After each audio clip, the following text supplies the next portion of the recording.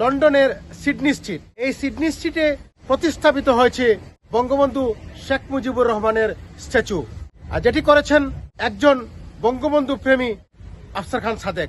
প্রতিষ্ঠা হয়েছিল 2016 সালে। 2016 সালের পর থেকেই এটা নিয়ে বিভিন্ন ধরনের বিভিন্ন মাতকথা ছিল কমিউনিটিতে। 2016 সালে একটা নিউজ হয়েছিল, একটা এনফোর্সমেন্ট নোটিশ জারি করা হয়েছিল যে বঙ্গবন্ধুর ভাস্কর্য বেশি বড় হয়ে গেছে। বাংলাদেশে 5ই আগস্টের পট পরিবর্তনের পর এই স্ট্যাচুকে সরানো হবে বলে প্রোপাগান্ডা শুরু হয়ে আফসার খান সাদেক বলেন, আপনারা যে প্রোপাগান্ডা দেখছেন গত কয়েকদিন থেকে, একটা পত্রিকা সার্কুল করছে প্রত্যেক মানুষের কাছে, বিশ্বের বিভিন্ন মানুষের কাছে, যে পত্রিকাটা 2016 সালে পাবলিশ করা হয়েছে। পত্রিকাটা সার্কুলেশন করা হচ্ছে যে বঙ্গবন্ধুর ভাস্কর্য সরিয়ে নেওয়া হচ্ছে কাউন্সিলের কাছ থেকে এনফোর্সমেন্ট নোটিশ। এটা সম্পূর্ণ একটা বিভ্রান্তিমূলক খবর। এইরকম কোনো কিছু হয় নাই।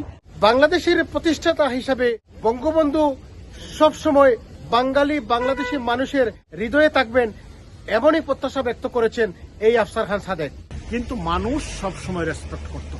মানুষ আপামর জনসাধারণ জাতির পিতাকে শ্রদ্ধা করে যেতেন। 21 বছর রাষ্ট্র ক্ষমতার বাইরে থেকেও আওয়ামী লীগ ঘুরে দাঁড়িয়েছে। আর এই পট পরিবর্তন, আমার বিশ্বাস ইতিহাস এটাই সাক্ষী দেয়, ইতিহাস এটাই বলে যে আওয়ামী লীগ ঘুরে দাঁড়াবে। আওয়ামী লীগের নেতৃত্বেই বাংলাদেশ স্বাধীন হয়েছে, আবার আওয়ামী লীগ ক্ষমতায় আসবে। আওয়ামী লীগ ঘুরে দাঁড়ানোর দল, আওয়ামী লীগ ঘুরে দাঁড়াবে।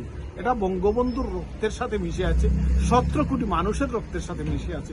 বঙ্গবন্ধু এবং আওয়ামী লীগকে যেমন বাংলাদেশের ইতিহাস থেকে সরানো যাবে না, ঠিক তেমনি বহির্বিশ্বে একমাত্র প্রতিস্থাপিত বঙ্গবন্ধুর স্ট্যাচুও কোনো ধরনের ষড়যন্ত্রের মাধ্যমে সরানো হবে না, এমনই আশাবাদ ব্যক্ত করেছেন এই আফসার খান সাদেক।